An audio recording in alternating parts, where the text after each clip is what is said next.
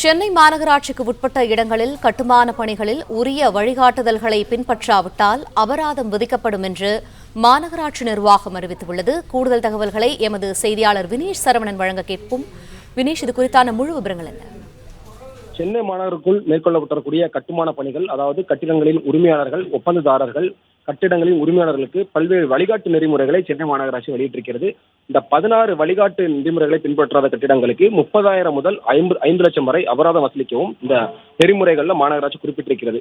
அதாவது 1 ஏக்கர் வரை பரப்பளவு கொண்ட கட்டுமான இடங்களிலிருந்து தூசி மற்றும் குப்பைகள் பரவுவதை தடுக்க இந்த தளத்தை சுற்றி முழுமையாக 6 மீட்டர் உயரமுள்ள தகரம், உலோக தகடுகள் அமைக்கப்பட வேண்டும்.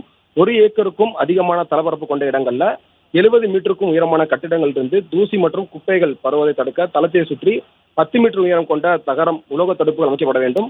கட்டுமானம் மேற்கொள்ளப்படக்கூடிய அதே போல அந்த கட்டிடங்களை இடிக்கக்கூடிய பணிகள்ல கட்டிடத்திலிருந்து வெளியேறக்கூடிய தூசி துகள்கள் பரவுவதை தடுக்க அந்த இடங்களை சுற்றுமையாக பச்சை வலையால் மூடப்பட்டிருக்க வேண்டும். தூசிகள் உருவாகும் போது தண்ணீர் தெளிப்பான் மூலம் தண்ணீர் தெளித்து தூசி பரவுவதை கட்டுப்படுத்த வேண்டும். பொருட்கள், அந்த கட்டிட இடிபாடு கழிவுகள் மற்றும் அதை சார்ந்த கழிவுகளை ஏற்றி செல்லக்கூடிய அனைத்து வாகனங்களும் அதிக சுமைகளை ஏற்றி செல்லக்கூடாது. மேலும் தூசி பரவுவதை தடுக்க அவற்றின் சேமிப்பு பகுதிகளில் சுற்றி மேல் மற்றும் பக்கவாட்டில் திறந்தவெளி பகுதிகள் முழுமையாகவே மூடப்பட்டிருக்க வேண்டும். காசு மாசுபாட்டை தணிக்கக்கூடிய வகையில பணியாளர்கள் பின்பற்றத்தை உறுதி செய்வதற்காக உயரமான கட்டிட தளங்கள்ல சிசிடிவி கண்காணிப்பை கட்டிடம் கட்டக்கூடிய உரிமையாளர்கள் பயன்படுத்த வேண்டும். தேவைப்படும் பட்சத்தில் மாநகராட்சி அதிகாரிகளுக்கு அந்த சிசிடிவி காட்சிகளை சமர்ப்பிக்கப்பட வேண்டும் உட்பட 16 வழிகாட்டு நெறிமுறைகளை மாநகராட்சி வெளியிட்டிருக்கிறார்கள். 20,000 சதுர மீட்டருக்கு அதிகமான பரப்பளவு கொண்ட தளங்கள்ல அதிக முக்கியத்துவம் வாய்ந்த வழிகாட்டு விதிமுறைகளை மீறுவதற்கு 5 லட்சம் ரூபாயும், 500 சதுர மீட்டருக்கு மேல் 20,000 சதுர மீட்டர் பரப்பளவில் அமைந்துள்ள தளங்களில் அதிக முக்கியத்துவம் வாய்ந்த வழிகாட்டு நெறிமுறைகளை மீறுவதற்கு 50,000 ரூபாய் அபராதமும், 300 முதல் 500 சதுர மீட்டர் பரப்பளவில் அதிக முக்கியத்துவம் வாய்ந்த வழிகாட்டு நெறிமுறைகளை மீறுவதற்கு 30,000 ரூபாய் அபராதம் விதிக்கப்படும் என மாநகராட்சி தரப்பிலே தெரிவிக்கப்பட்டிருக்கிறது.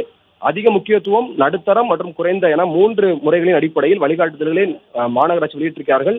இந்த வழிகாட்டு நெறிமுறைகள் வெளியிட்ட 30 நாட்களுக்குள் கட்டிடத்தின் உரிமையாளர்கள், கட்டிட உரிமையாளர்கள், கட்டுமான கட்டக்கூடிய நிறுவனங்கள், ஒப்பந்ததாரர்கள் என அனைவருமே தங்களுடைய கருத்துக்களை மாநகராட்சியினுடைய மின்னஞ்சல் மூலமாக தங்களது கருத்துக்களையும் புகார்களையும் தெரிவிக்கலாம். அதன் பின்னர் முழுமையாக இந்த நெறிமுறைகளை மாநகராட்சி வெளியிடும் என எதிர்பார்க்கப்படுகிறது.